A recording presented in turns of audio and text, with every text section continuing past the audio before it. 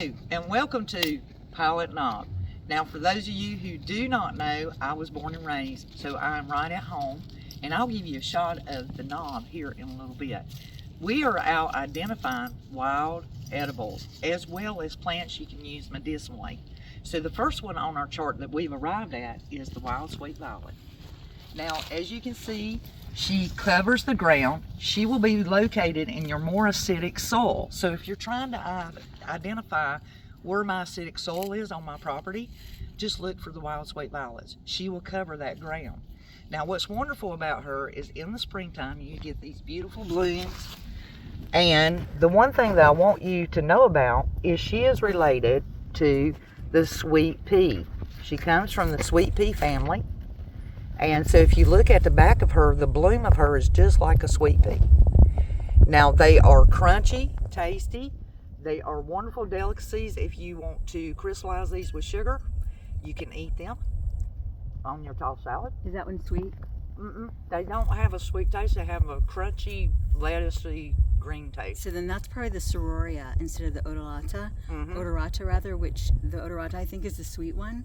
Is that right? Well, they can be. It depends. Now, remember the area and environment that you live in and the soil will always take up. And since they carry those nutrients and spread them out, you could get a crunchy taste like I've got. Sometimes it might be a little bit too green tasting, but that's okay. The great thing about them is you can top these on a beautiful tossed salad.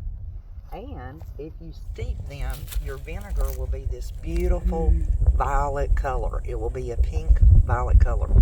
Now, the easiest way to identify violets when all the blooms are gone, and let me iterate that.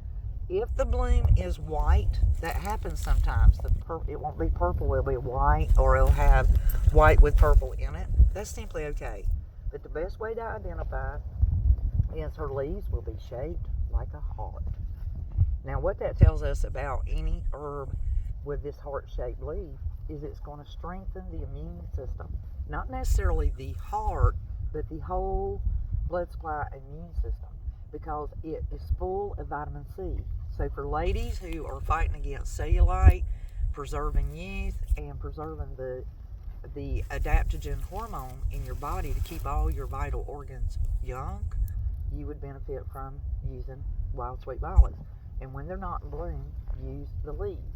The leaves are not going to be tasty on a salad. They're just not appetizing, but they're really wonderful if you steep them in oils and make your skincare creams or salves, your lotions, or you can bathe in them. Just dry them and bathe in them. Make you a steeping bath with them tied up in a little bag and just let them float around in the tub. The great thing about them is they're wonderful for your capillaries, varicose veins, and they keep down the contracting of that so that the blood flows naturally. And of course, with all the vitamin C, it helps to protect the immune system, but it also serves as a stimulator. So it makes all the other nutrients work real well together and makes sure everybody gets their part throughout your body. So let's see what else we can hunt. All right.